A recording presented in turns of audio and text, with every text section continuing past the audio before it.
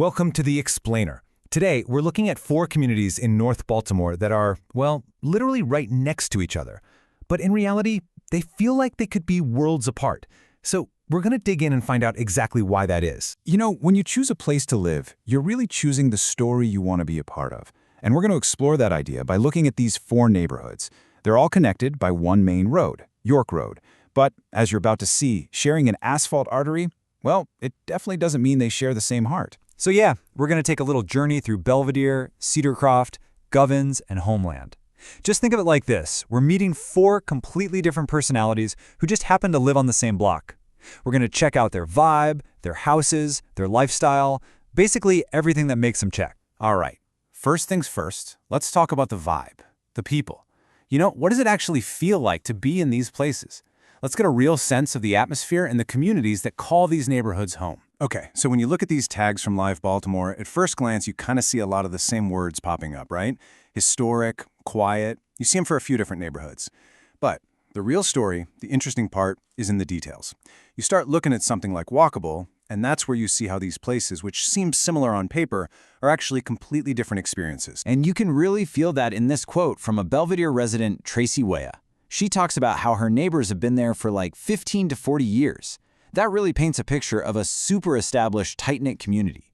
These are folks who have put down deep roots and are invested for the long haul.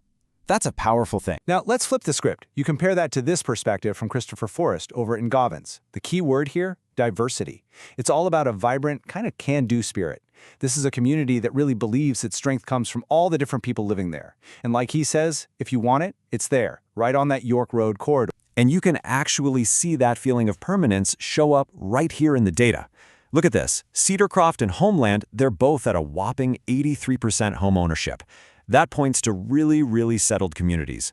Govans, on the other hand, has a bit more of a mix between owning and renting, and that often creates a totally different kind of neighborhood dynamic. A little more fluid, you could say. Now, you know, to really get the full picture here, you have to look back at the history. It's impossible to understand these neighborhoods without it. So, sources point out that back in the early 20th century, some developments, like in Cedarcroft and Govans, were actually advertised as being properly restricted or highly restricted. This use of what are called restrictive covenants is a really crucial part of their history, and it absolutely shaped the social and demographic fabric of these places for decades to come. Okay, so with that history and that vibe in mind, let's see how it all translates into the actual bricks and mortar, the homes themselves, and of course, what they're going to cost you. Whoa. Okay, here is the story told in just stark financial numbers. Just look at this spread. The median home price in Homeland Exane is more than 3 times the price in Winston Govans. Let me say that again. We are talking about a nearly $500,000 difference. For neighborhoods that are sometimes literally just a few blocks apart, it's pretty wild. So yeah, at the very high end of that spectrum, you get listings like this one in Homeland. You're looking at these grand, stately, single-family homes, totally detached, with a ton of space and big yards. This is what pushes those prices up, sometimes close to that $1 million mark. And then, here's the other side of that coin.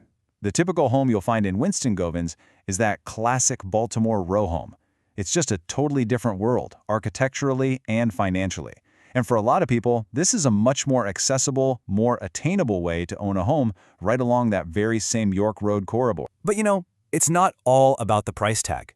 The architectural variety is it's incredible, especially in a place like Cedarcroft, which is a designated historic district.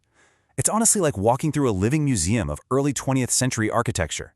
You've got all these different revival styles, one after another, right there on the same street. So what about Homeland? Why does it feel so different? Well, its character comes from a pretty serious design pedigree. It was planned by the Olmsted brothers. Yeah, the Olmsted brothers, the guys who designed Central Park in New York City. That's why you don't get a typical city grid. You get these winding streets, this beautiful park-like landscaping. It was literally designed to be a peaceful, suburban-style escape that just happens to be located inside the city. All right, so you've picked a vibe, you've picked a house, but what's it actually like to live there? Day in and day out? Let's get into the lifestyle. Now, this is what's so interesting. Despite all the differences we've talked about, these neighborhoods are all connected by some really amazing shared spots. Everybody loves going to the historic Senator Theater, that classic Art Deco landmark, or hanging out at Belvedere Square with its food hall and shops. You've got the Govans Farmers Market, too. These are the cultural hubs that really tie the whole area together and create a kind of shared North Baltimore identity. And maybe one of the biggest shared advantages is just how convenient it is. No matter which of these 4 neighborhoods you call home, you are fantastically connected. I mean, you're just 15 or 20 minutes from Penn Station or downtown. That's a huge plus for anyone commuting. But, and this is a really big but, your day-to-day routine could look totally different. Take walkability. With a walk score of 84, Belvedere is a place where you could genuinely get by without a car for most things. Then you look at Homeland with its winding suburban-style streets, and its score is 53. That means you're almost certainly going to need your car for daily errands. It's a fundamental lifestyle difference. Okay, we've looked at the vibe, the people, the houses, the price tags, and the lifestyle. So let's try to put it all together now. Let's figure out where you might fit in this tale of 4 very different neighbors. So think of this as your cheat sheet. It really just boils everything down to the trade-offs, right? What are you looking for? Is it the historic charm and, let's be honest, high property values of a place like Cedarcroft? Or maybe it's that quiet, planned retreat vibe of Homeland? Or are you all about the walkable convenience you get in Belvedere or the diverse, affordable community hub that is Govans? Each one is a totally unique package deal. So, in the end, it really all comes back to this one question. A historic perch, a suburban retreat, a convenient hub, or a diverse mosaic?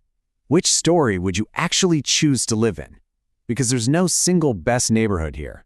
There are just 4 very different stories, 4 different ways of life, all happening along the exact same road. The right one, well, that's the one whose story resonates with yours.